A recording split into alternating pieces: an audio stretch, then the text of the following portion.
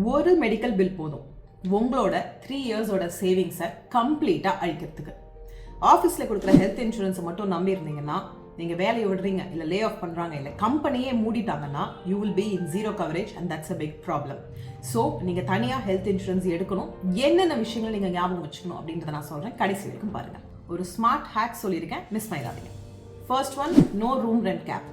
5,000 per day per room அப்படின்னு சொல்லியிருந்தாங்கன்னா, in case 7,000 ஆச்சுன்னா அந்த 2,000 டிஃப்ரென்ஸையும் தாண்டி உங்கள் பில்லே அதுக்கு தகுந்த மாதிரி மாற்றிடுவாங்க. டாக்டர் ஃபீஸ், சர்ஜரிஸ் எல்லாத்தையுமே. அதனால நீங்கள் நிறைய பே பண்ண வேண்டியதாக இருக்கும்.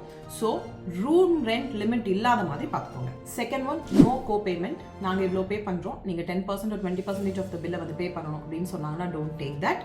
ஜீரோ கோ பேமெண்ட்டுக்கு பாருங்கள்.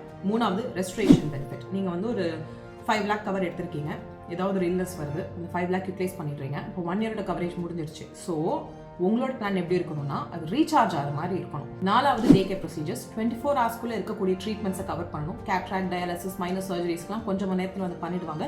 ஸோ இது கவர் ஆகிற மாதிரியான பிளான் வந்து செலக்ட் பண்ணுங்க. அடுத்து நீங்கள் கவனிக்க வேண்டிய விஷயங்கள். First one, waiting period. சில பாலிசிஸ் வந்து 3 to 4 years வந்து எடுத்துப்பாங்க ப்ரீ எக்ஸிஸ்டிங் டிசீசஸ் கவர் பண்ணுறதுக்கு. ஸோ 1 to 2 years இருக்கிற மாதிரி பார்த்துக்கோங்க வெயிட்டிங் பீரியட். அடுத்தது டாக்ஸ் பெனிஃபிட் இருக்குது. You can save under section 80D up to 25,000. என்ன உண்மையோ அது சொல்லிடுங்க. நீங்கள் ஸ்மோக் பண்ணுவீங்க, ட்ரிங்க் பண்ணுவீங்க, உங்களுக்கு பழைய இல்னஸ் இருக்குது அப்படின்னா எல்லாத்தையுமே கரெக்டாக அவங்களுக்கு வந்து மென்ஷன் பண்ணிடுங்க.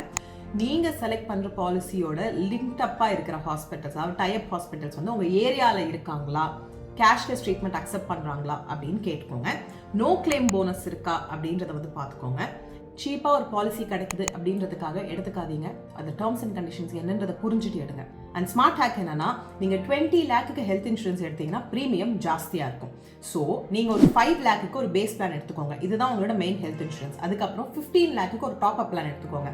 ஸோ உங்களோட எக்ஸ்பென்சஸ் 10 lakh வந்தாலும் அந்த டாப் அப் உள்ள வந்து உங்களுக்கு கவர் பண்ணிடும். ஸோ நீங்கள் கவரேஜ் ஜாஸ்தியாக வந்து வச்சிருப்பீங்க, ஆனால் ப்ரீமியம் கம்மியாக தான் பே பண்ணுவீங்க.